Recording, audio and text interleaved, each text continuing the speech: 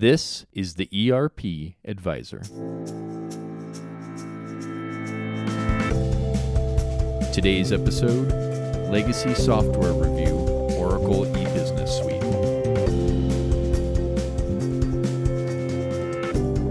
Sean Windle is one of our speakers for today. Sean is the founder and managing principal of ERP Advisors Group based in Denver, Colorado. Sean has over 20 years of experience in the enterprise software industry.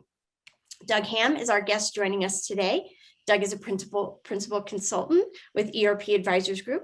Doug has over 25 years of experience implementing and managing domestic and global enterprise resource planning and customer relationship management. His depth of experience across many applications and industries is truly unique in the enterprise software market.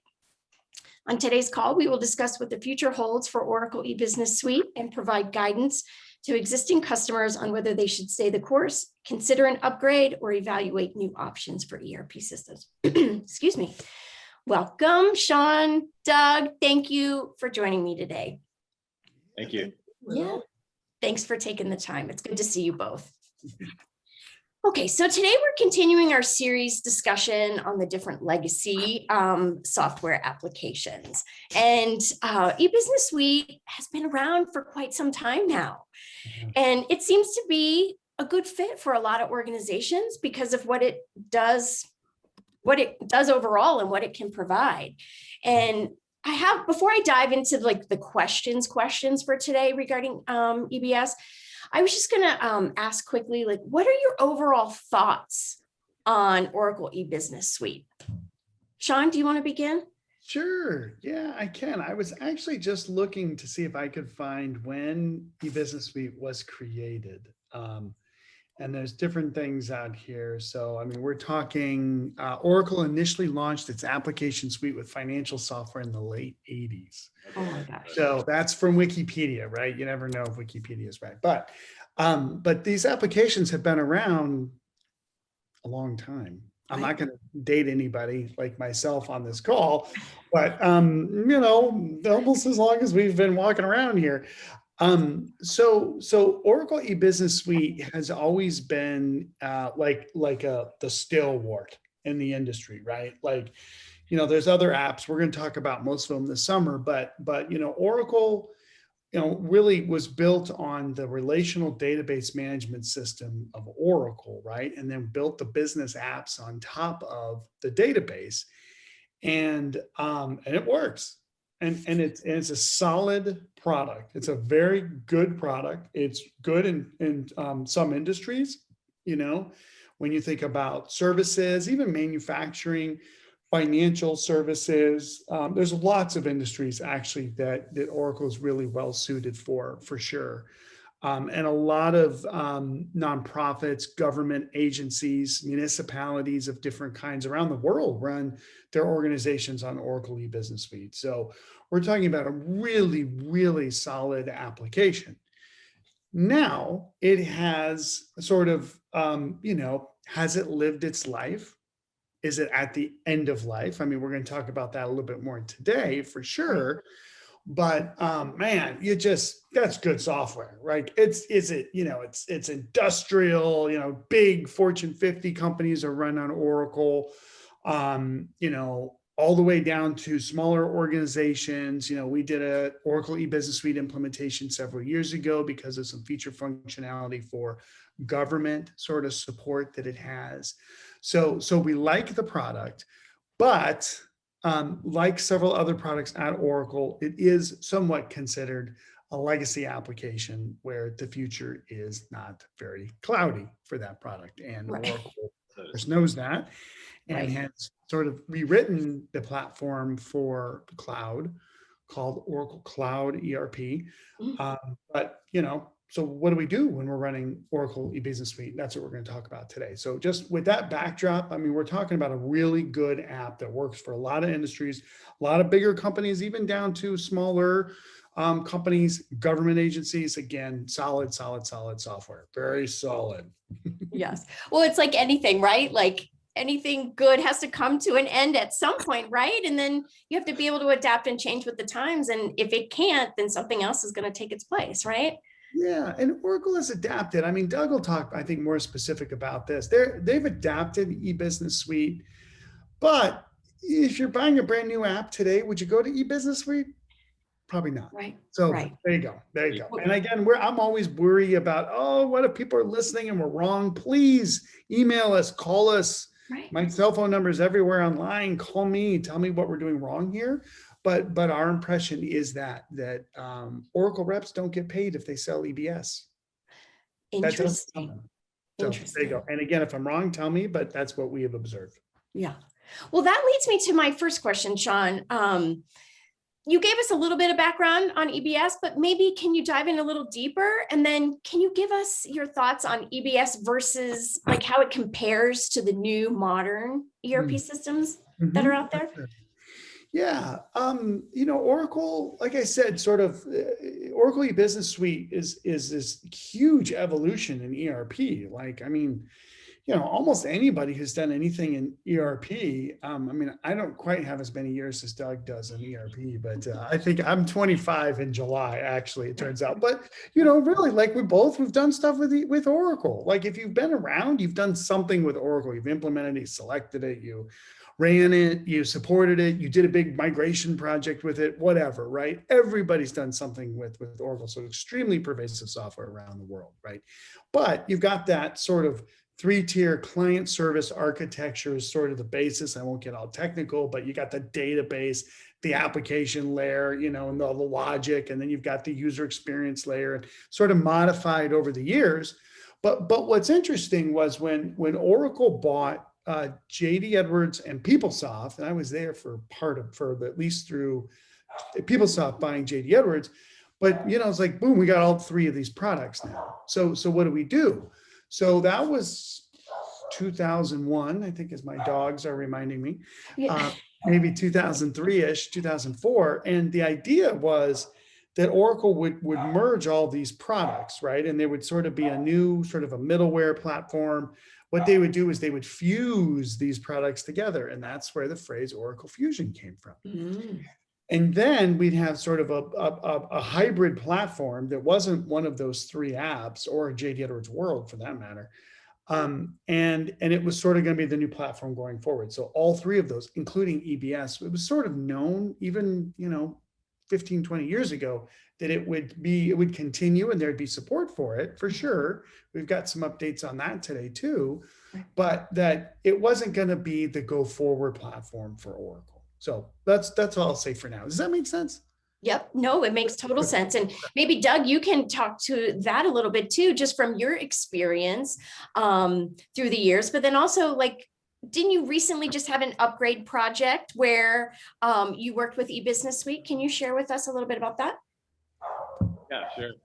Yeah, Sean laid it out perfectly. I mean, I remember back, as Sean said, we're going back 25 years or so now, but Oracle, it was weird. Oracle Financials was like a best of breed financials app that you would consider during your selection as an option.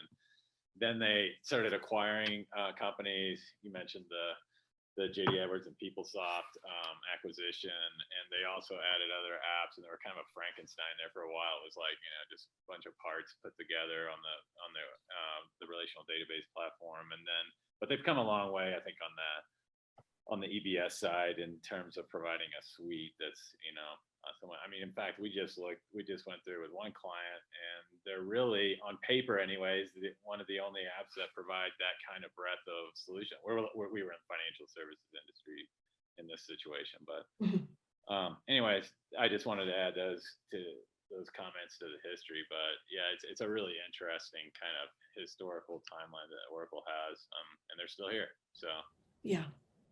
But anyways, yes, we did have a client recently who was in a situation where they had EBS implemented, and they didn't have a large IT department, and they got a little behind in terms of keeping the applications current, which is something I'm sure we'll talk about you have to do if you're going to do on-prem and that on-premise type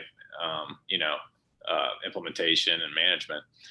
But they got a little behind, and they had some changes in their leadership, and then then they're starting to get hate mail from Oracle and things like that, Oh, sorry, boy.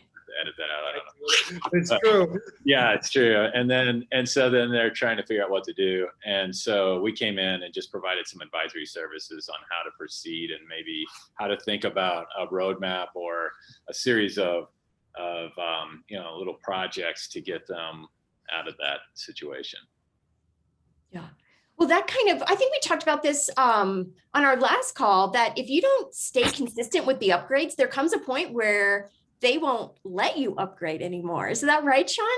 Well, I mean, they'll let you upgrade, but it's just a brand new implementation. Exactly. So yeah, so okay. it's you can get so far behind that. Yeah, it's like, and then it's like, oh, it's a whole new upgrade. Well, maybe we should just change apps, right? That's sort of where that comes in. But Right. I think there is one thing I wanted to say that Doug had mentioned too, that I think all the ERP people maybe get a little sentimental, right? If they kind of grew up on the Oracle stack, or they grew up on the SAP stack, or whatever else it was, right? Doug did both, right? Did some Siebel work and stuff like that.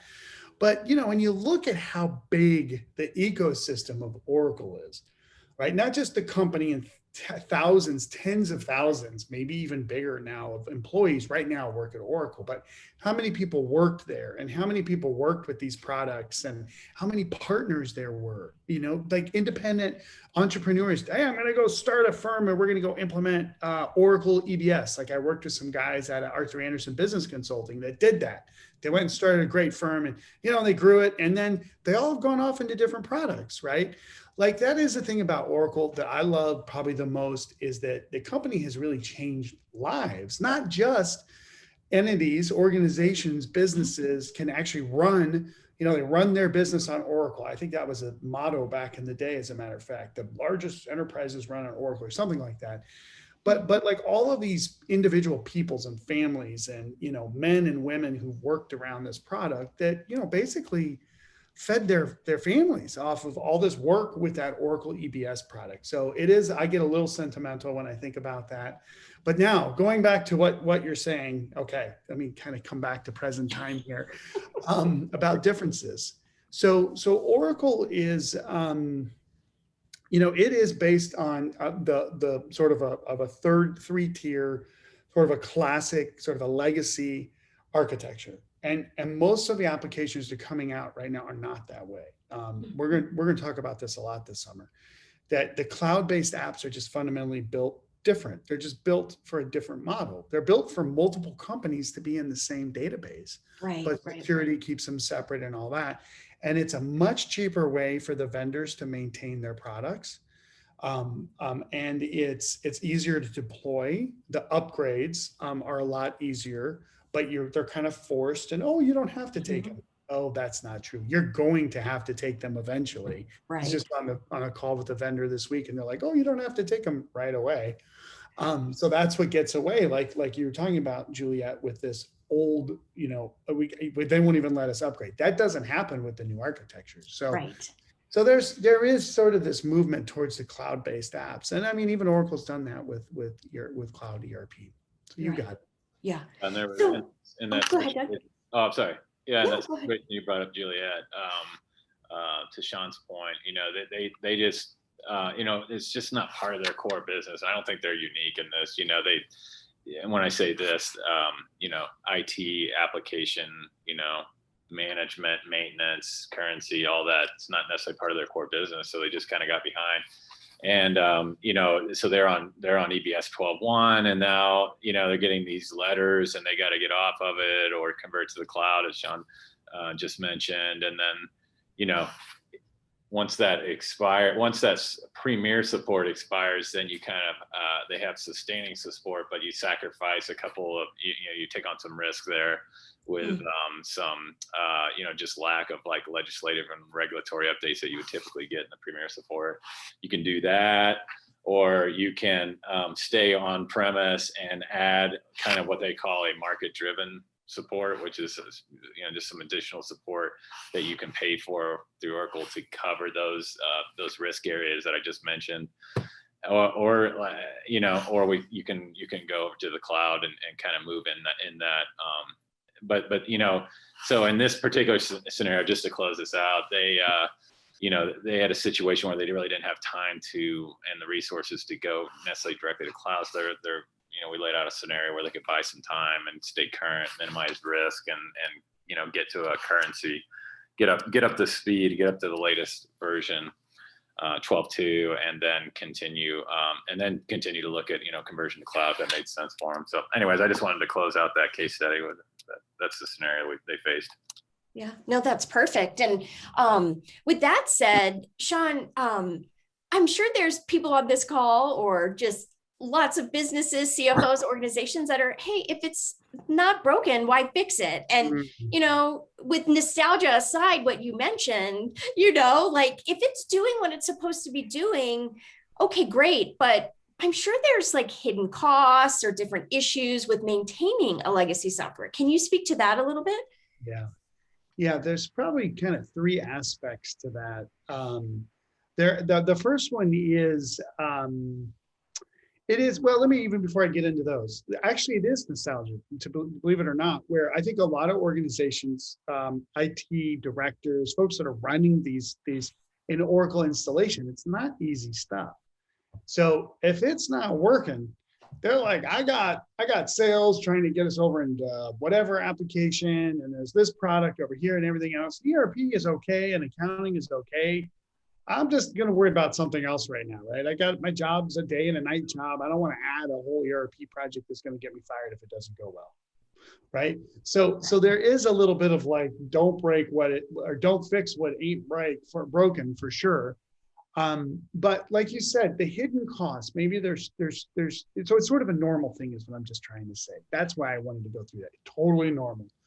The three costs though, that most folks don't think about. The first one is, it does go down to business continuity planning and disaster recovery. That when you are in a legacy app, especially one that has been customized, you do need to think with, well, what happens if the server goes down, the app goes down, the power goes out, all the normal stuff that business continuity planning sort of involves. But we see that a lot with Oracle EBS clients is that they're usually running on-prem and there's a risk, right? Oh yeah, hey, there's a sprinkler head right above the server. We had a client like that recently. That's not good if there's a fire, and it could be on the other side of the room, or you take the backup drives off site, right? I think most of the people that are, IT, they understand this, but sometimes our CFO, kind of office of CFO folks don't. They're like, oh yeah, IT's got it handled, which is sort of like saying, to your spouse, like, I don't want to know what you're doing over there, right? You're like fixing the car and it's a long weekend, you're going to work on the car, great, you're going to mess it up, right? And so you better make sure that just because it is typically on-prem, there could be some risks there for sure, hidden costs. Now there is also putting the software in the cloud, which is fine, but somebody still needs to maintain your instance in the cloud, right? You could have it running in a public cloud like Azure or whatever, or you can have it in your own cloud or whatever it is, but still the app has to be maintained. So there is a maintenance cost that goes with these products. And it's not just software and upgrades and software costs, it's also the people that are maintaining.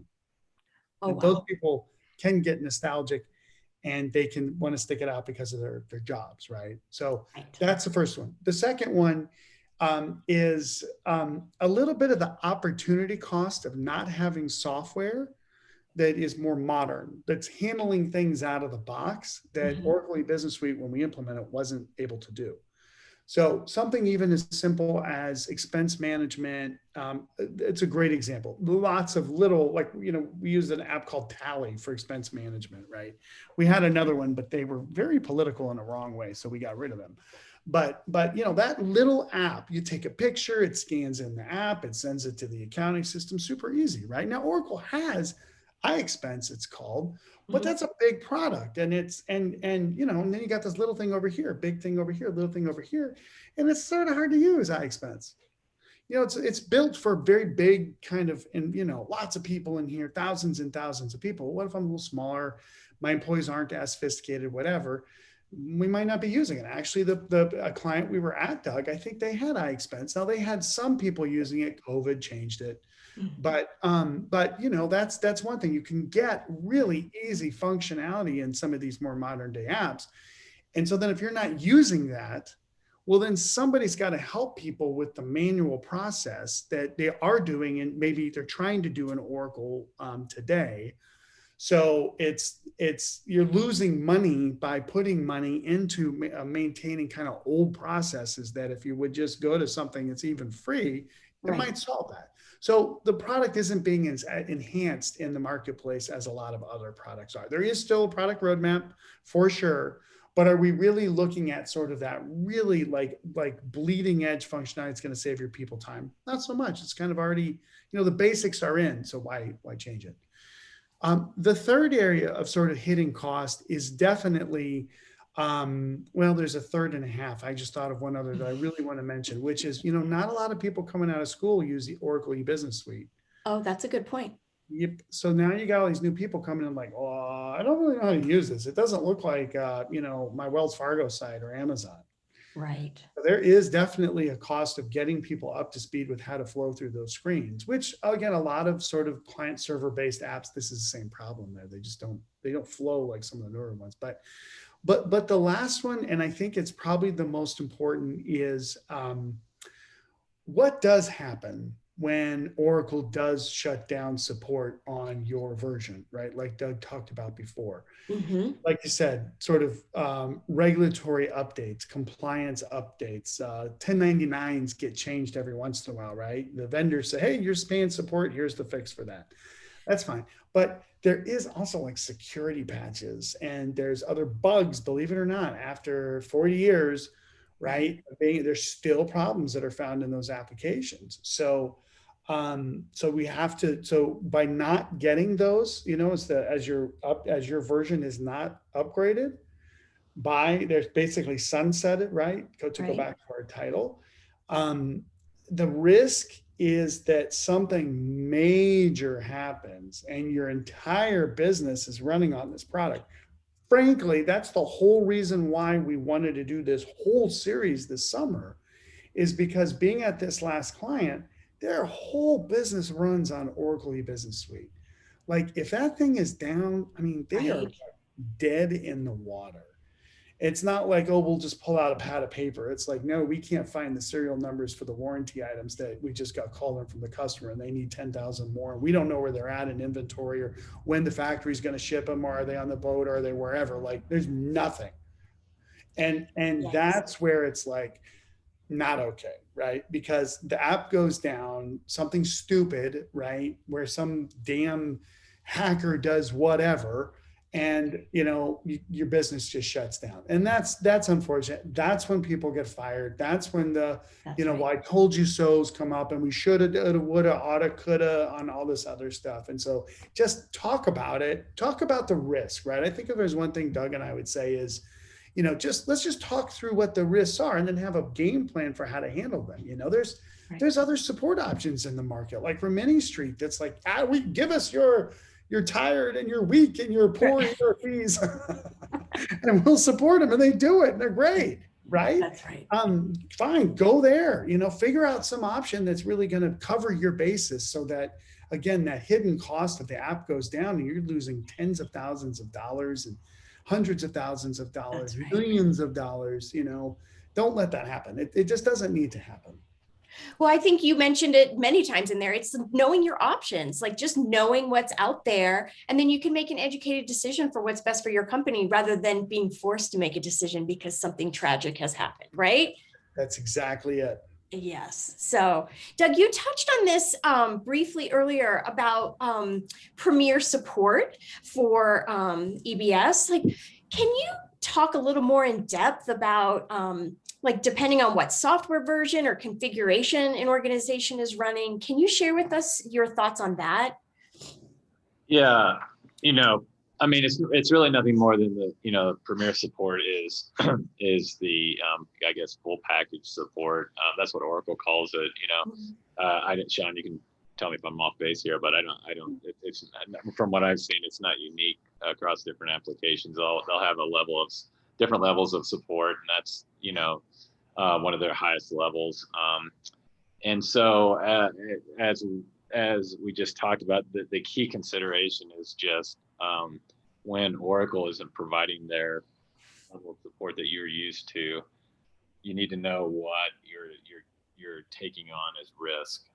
And in this situation, just as an example, they were going to sacrifice critical fixes for SEV 1, SEV 2 incidents for newly discovered product issues.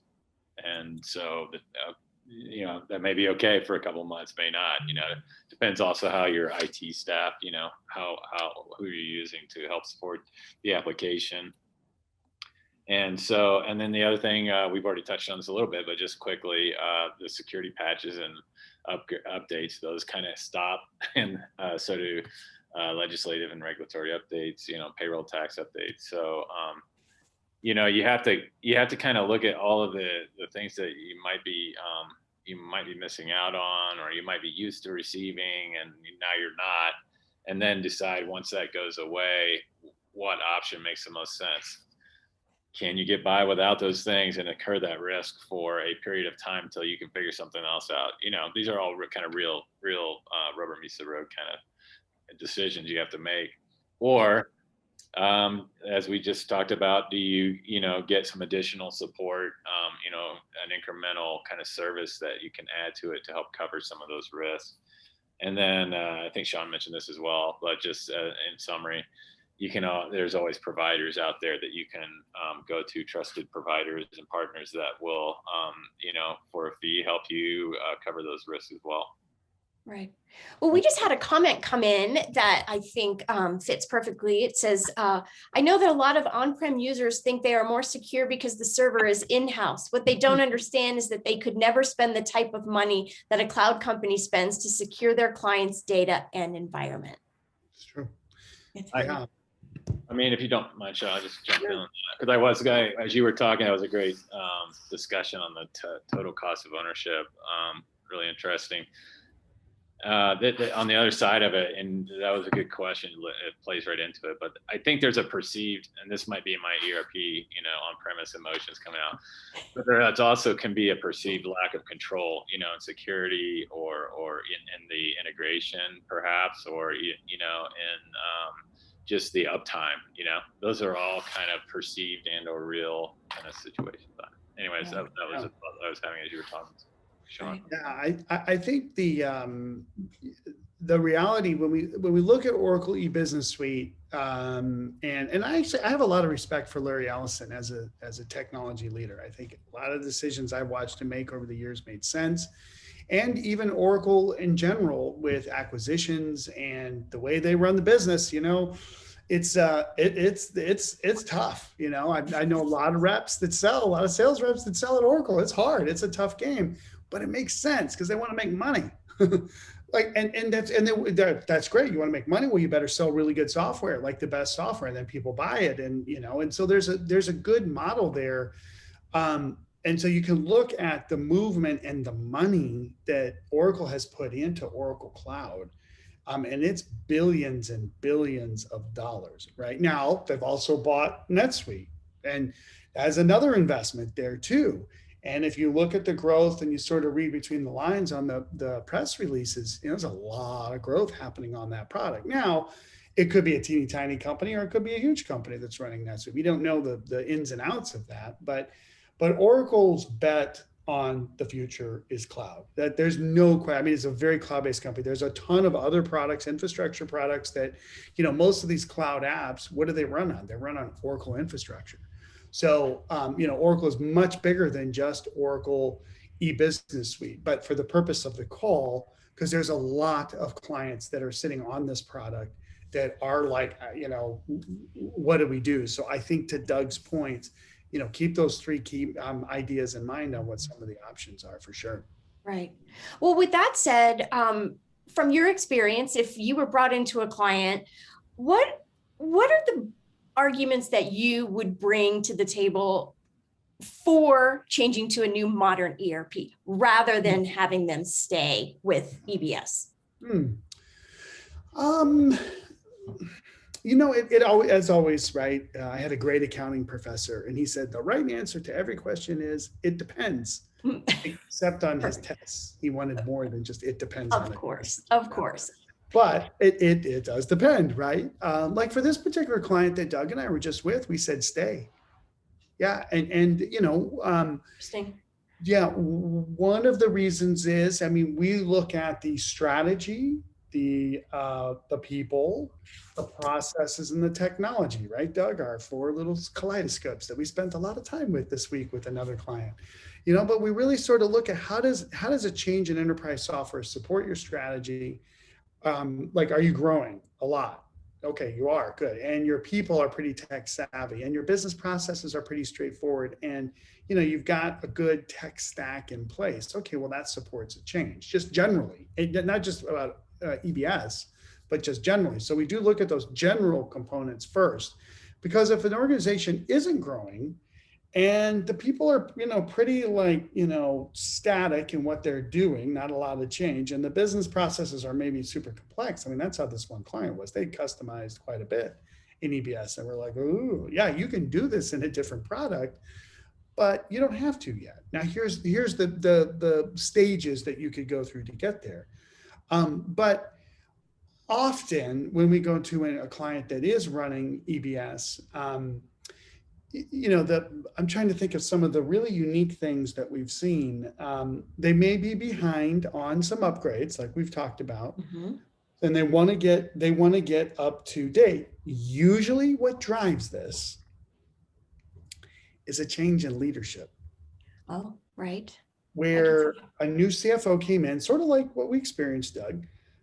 But any organization, usually somebody else comes onto the scene, a director of IT, CIO, CFO, controller, whatever. Usually one of those four people, honestly. And they say, you know what, this isn't going to work. We're growing. That's why I came in, was because I'm going to help this organization grow, whatever that looks like. I can't do it with this app, and it just doesn't work. The functionality doesn't work. So, they're going to come and hire us, right? That's where we come in to help them really. They've got a sneaking suspicion, a feeling, a gut feeling, right? And then we come in and just flesh the heck out of that and say, yeah, you're right. Or, well, don't change because of da-da-da. But the case comes in for a move off of EBS when there is a material shift that's going to happen in the organization. Maybe the business model's changing. Maybe there's a lot more growth, a lot more users coming in. And newer people, younger people that haven't been using EBS for 25 years like me, or, coming in with again, sort of a new strategy for the organization. So it's usually bigger decisions that drive it. It's not like you need this feature, Oracle E-Business Suite doesn't have it, therefore you're going to switch, because it's a nightmare to get off that product. It just is. The data migration, almost every client we run into has built-in integrations with their product, with the bank, with their manufacturers in China, or their retailers, they sell to Walmart or whoever, and the SPS Commerce is connected with EDI, and there's like all these, it's like a spaghetti map, they're distributors. So to rip that heart out and then replace it with another, you really got to think through that. But it usually is, somebody says, I don't care what the risks are, it's the right thing to do for the business. Right. And we will help them define what that means and get that broad-based agreement across the organization. But if there's not that one or two people that are really championing it, then it's risky, because it's going to be hard and the dollars are going to be high. So you got to really think through this about what that long-term benefit is, and does the organization value that long-term benefit? And if they don't, I don't know if I'd do anything. It depends. Like Doug said, there's those options. Look at those other options. That's right. That's right. And Sean, you've been talking about this for years and years and years, that your objectivity of being able to go into a client or a business organization, what have you, and be able to tell them, like with this recent project, like, don't change, right. Like, don't change software if you don't have to, but sometimes your hand is forced and you have to. And so you have to rip that Band-Aid off and get it done. Right. Yeah. I mean, Doug, if you going back, I mean, we're on several projects, right? But if you think back to the one where they had the EBS, You had a director of IT, new CFO. They kind of came into a mess. There was a big audit going on, and Oracle was, oh, we got to da da da. We can give you other tips on that later offline. Especially Doug can. But Doug, what do you think sort of resonated with them the most about like why not to change, but also what to do in the future? What do you think?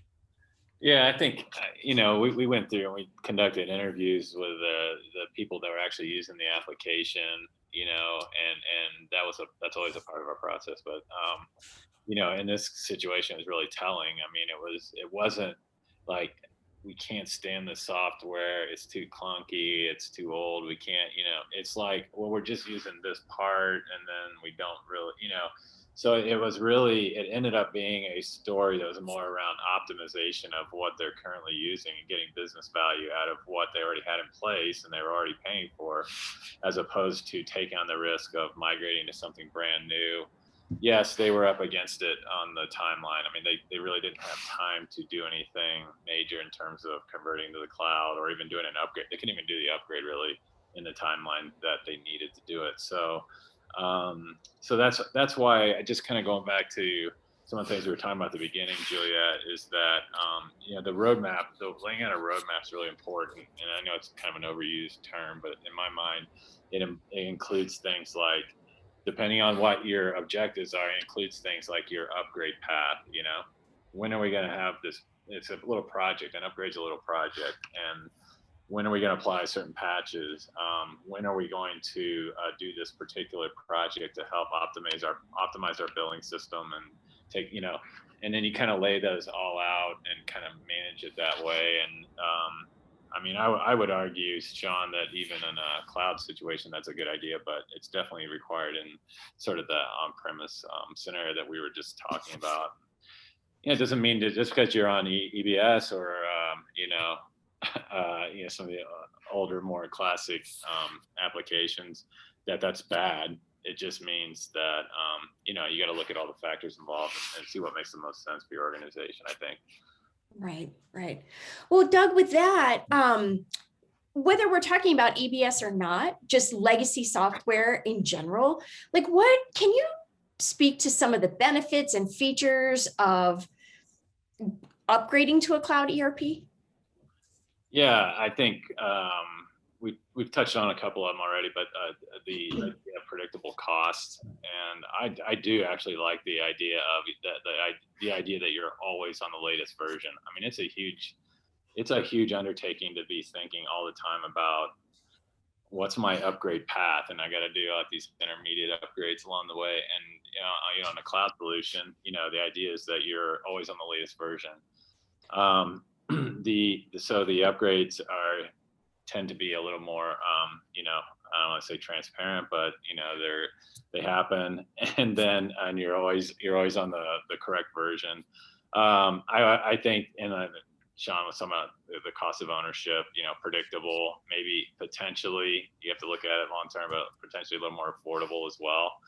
And then I also think you just don't have to have a large kind of IT. It reduces your need to have a large IT staff in-house to manage it, another cost area. But,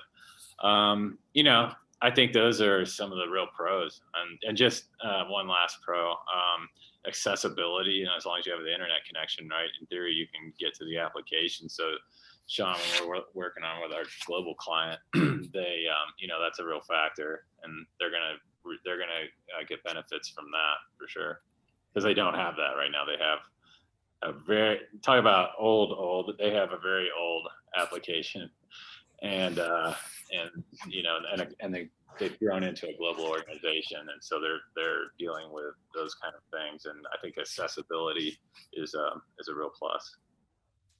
For sure. Well, I think just this past year has proven accessibility is huge. Just everyone working remotely and having access to the platform and everything they need, whether it's a report or what have you. Like, the accessibility is huge. That's a great point, Doug.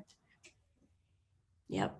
So, okay, I think we're kind of coming to the end of our time. So maybe just to wrap up a little bit, other than it depends, right? I love that. Is there anything that maybe like one more little nugget you want to throw out there to end our call? And I'll put that to both of you. Yeah, I can start. It's not a clear-cut package on what to do or clear-cut path on what to do for EBS. It really isn't. And I'm not saying that because you need to hire us. It's like, no, it's just not that clear.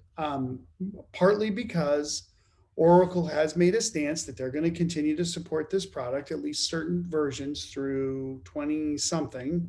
It changes, so I don't want to throw out a number. And when we get to 20 something, will they continue to do it or not? Right? I don't know. So it's not like you have to change, but do you do the change proactively? Yes. Something's going to happen in the future. If you look at any business model, it's so expensive for an organization to support multiple software products, right?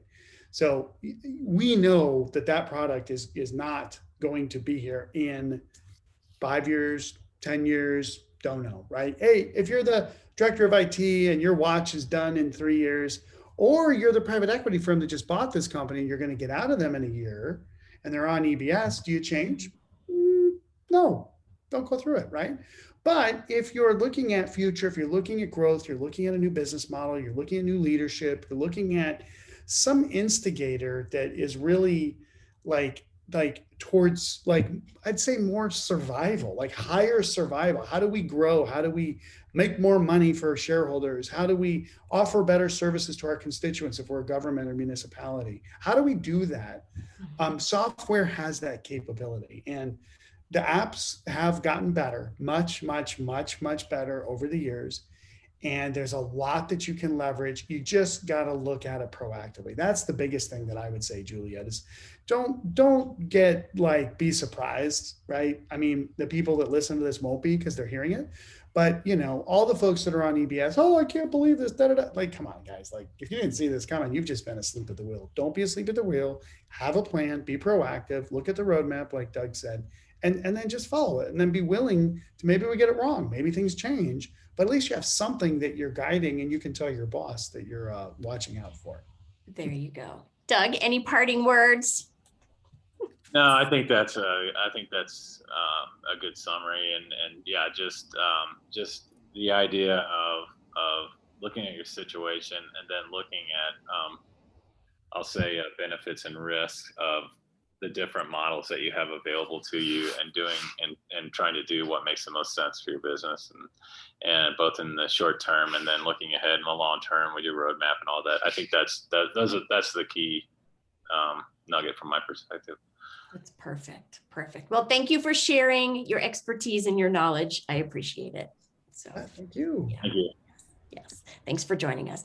Thank you, everyone, for joining us for today's call. Please let us know if you have any questions. Like Sean mentioned, you can call us, email us, whatever works for you. We're here to help. Our next call is scheduled for Wednesday, May 12th. We will continue our review of legacy software, focusing on Oracle, PeopleSoft, and JD Edwards. Please go to our website, erpadvisorsgroup.com, for more details and to register.